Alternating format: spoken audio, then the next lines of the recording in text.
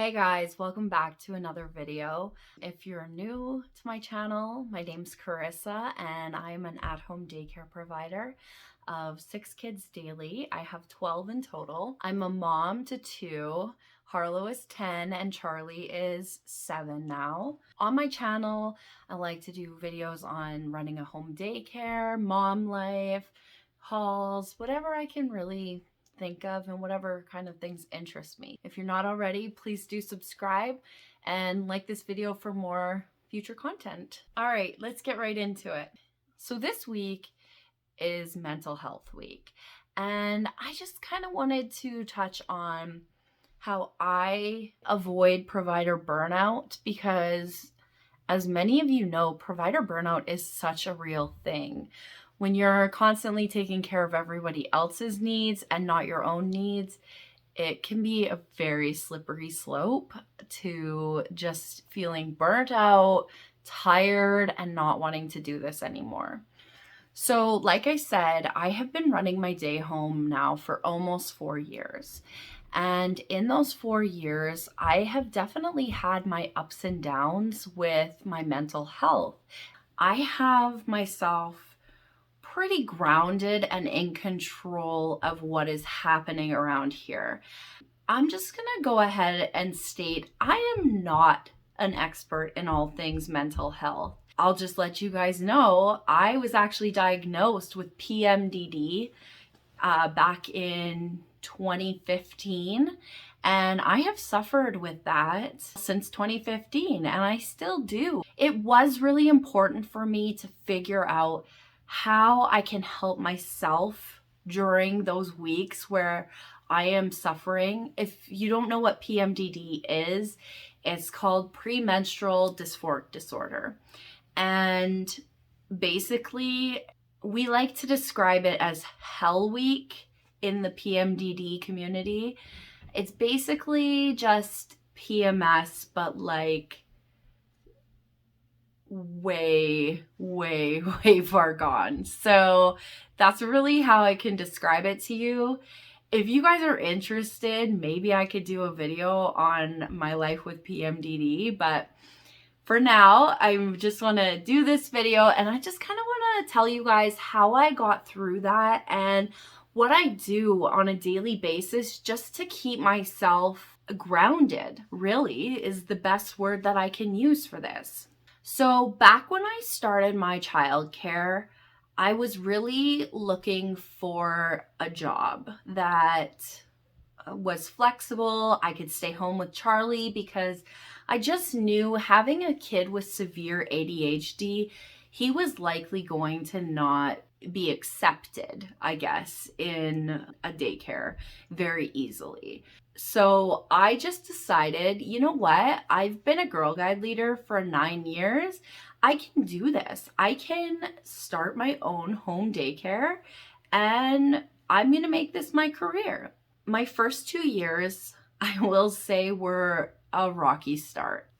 I didn't have a good base model for my daycare, and I was kind of a pushover, and I just kind of went with the flow and with what parents were saying to me and how parents wanted things to go, because I really didn't feel like I was in control of my own daycare because they were paying me.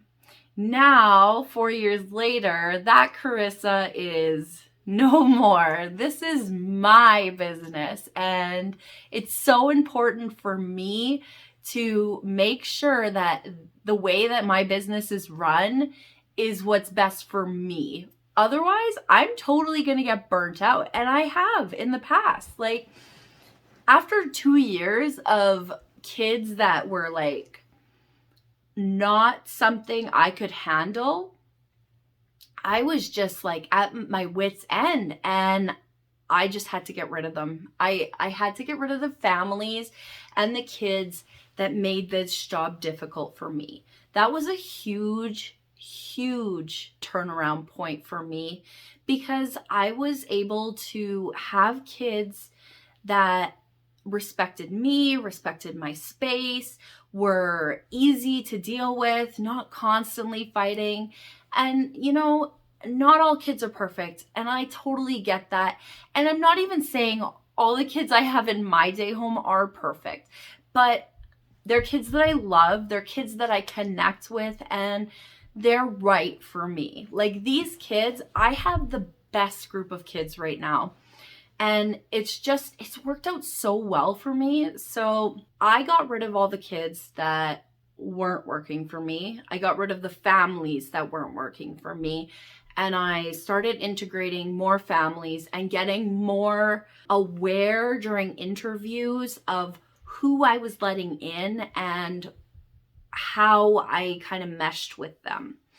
I will say that was definitely something that was a learnt skill. That is not something that you're going to be able to just pick up on. It was a learnt skill for me, and I really had to watch over the course of those 2 years what I did like during interviews and what I didn't like during interviews. I was constantly looking for things that were red flags to me, really. So if you watched my last video, you would know all about my interview process. So if you haven't, make sure you go check that video out. It's a good one, I promise. And then another thing that I did was, for a little while there, I didn't really do anything with the kids. Like, I just kind of watched them play and hung out and fed them and changed them, put them for their naps. Like, I did what I was supposed to do. Like, I did my checks. Everything was good. The kids were good. Like, I was doing what I needed to do as a home daycare provider. So the kids were well taken care of. I just wasn't doing any activities or crafts or like any of that kind of stuff with them. So once I got rid of the kids that I really couldn't handle, I started thinking, oh, well, now I can like make Play-Doh and do Play-Doh with these kids, because these kids aren't going to throw it around and make a huge mess everywhere. So we started doing Play-Doh. And then I saw they were doing so good. So then I started integrating more things. And the more I integrated, the more fun we started having.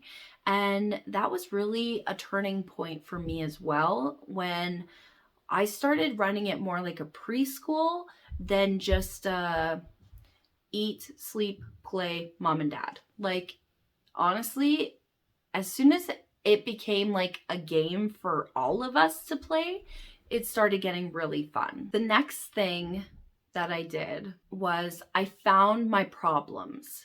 Now, what I mean by that is, so take for example, at the end of the day, I just didn't want to make dinner. I just didn't. I felt terrible. We were constantly eating out, and that was making me even more feeling terrible. So what I did then was I started ordering meal kits. Now I don't have to think. I can just make the meal, and there's no thought process in there, because at the end of a daycare day, mentally, I am drained. And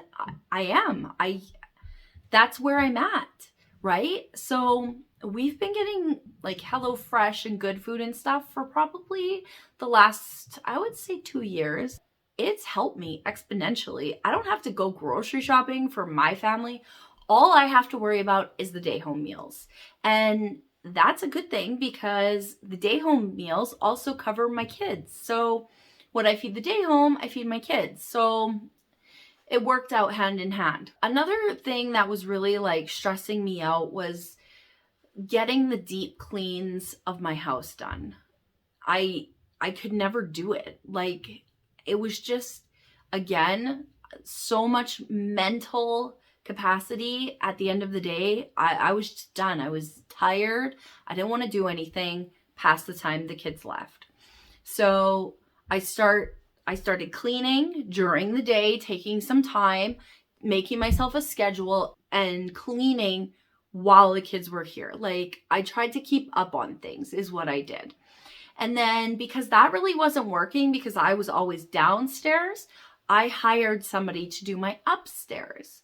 So they would come once a week. I knew my house was going to get a deep clean then, and that was good for us. it's been more than useful to our family to have a cleaning service come in and do that for us. I couldn't handle it if they didn't, because I naturally want to be a clean person, but with 8 kids in their house every day, it's impossible. It's honestly impossible to have this house perfectly clean all the time. So hiring a cleaning service was huge on my mental health. That took so much of my stress away, so much of my worry, and it's been amazing. Another thing that I definitely do is I needed to have something during the year to look forward to.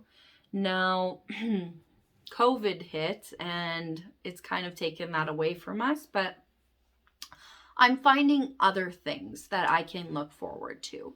So usually what I am constantly, and the whole reason I started my day home was because I wanted to take my kids to Disney World. Like, my kids have been to Disney World 4, 5 times now, and that's just a special place for us. We love going to Disney World. And my husband's income just wasn't cutting it. So I knew I had to get a job where I was going to make a good income that I could save up and I could take our family to Disney World at least once a year. So that's where the day home came in, and I started doing that. And you know what, guys? That has been seriously amazing for us. We have had so much more family time because of the day home. It's been amazing. So every month I always put aside a chunk of money to go towards whatever project or trip that we are wanting to do next. And honestly, I just love it. Like, I love that I can say my income takes us to Disney World once a year. It's so beneficial for my mental health, because that is my place to go. That is where I like to take my kids. We have our family there, and I'm just so happy that I can give this to my kids.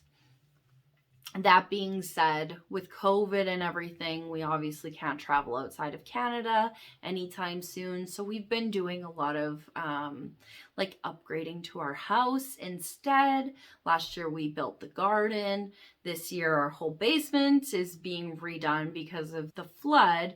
But also we are doing things like putting in a new fence and building ourselves a new deck and just whatever we can. Our big goal right now is actually to move to an acreage, and I'm really hoping that someday soon we can get out there and that our incomes will work out and we will have our dream mini farm. So yeah, I always have big goals that I like to work towards financially. So that's something that's also kept my mind on staying focused and not getting upset about having to do this job or whatnot. I want to just say I love this job. I cannot imagine myself doing anything else. I was absolutely made to be a home daycare provider. I cannot see myself wanting to do anything other than this job.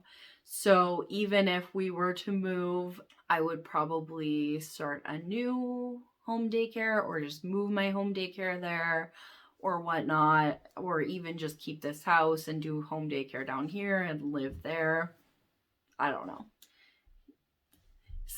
Stick around. Subscribe to my channel. I will put it all out there for you guys. We have some big goals coming up in the future, and I try every day to make them happen. So yeah, definitely stick around. So another thing that I do to avoid provider burnout would be just connecting with people during the day. The problem with working with kids is you are literally only being able to talk with the kids during the day. And I know, like, it's just like the isolation of it, you know? So when parents come, I always have really great conversations with them. And then I've also joined tons of amazing home daycare provider groups where I can express my feelings and get things off my chest and just chatting with like-minded people. And I gotta say, this is like something I'm also trying to do through YouTube.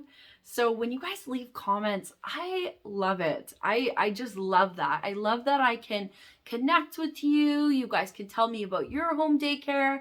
It gives me a mental break during the day. So keep commenting as well. And it goes without saying, taking time for you during the day is also super important. The kids know that when Miss Carissa is having her morning coffee, it is not time to ask her to do anything. She is sitting there until her morning coffee is done, and then I'm happy and ready and I can go. But until that morning coffee is done, we just stay away from the bear. But yeah, my kids are super sweet about it, and they know they can always come to me if they need like cuddles or whatnot. But I take that morning coffee for the few kids that I do have that early in the morning, and I just drink my coffee while the kids play quietly. And that's how we do mornings here. And it is so nice to just have a great start to our day, and for me to just be able to unwind before I have to wind up and get activities going and stuff. So I get my morning fuel in and then we start. So that's also just me taking time for myself. During nap, I would say 90% of the time I am cleaning, but I listen to my mental health a lot during the day. And if I can't get to something, I don't stress about it. Like, it's going to be there tomorrow, so I can get to it then. That's just kind of how I roll with that. And I think that's kind of important for me and my mental health, just to know that it's not a big deal if I don't get to folding the laundry. I will get to it eventually. If I need to take time for me now, then I take time for me. So that's something else that I really try and do for myself, is not stress about the mess and just try and accept that it's always going to be there. And that's how that goes. Anyways, guys, these are just things that I do. I just kind of wanted to bring it to your attention. If you have some really great ideas on how to de-stress yourself during a busy daycare day, I would love to hear what you guys do. So definitely comment down below and let us know. I'm sure more people will read it than just me. I'd love to know what you guys do. Thanks for watching. Thanks for subscribing. Thanks for liking my video, because every time you guys like and subscribe, YouTube pushes me into other people's feeds and it just brings more people in. I love that. Thank you so much, guys, and we'll see you in the next one. Bye.